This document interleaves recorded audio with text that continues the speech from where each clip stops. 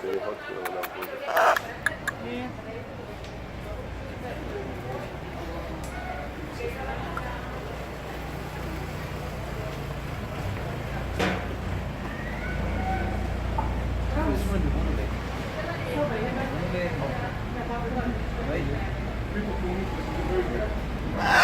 Sure would.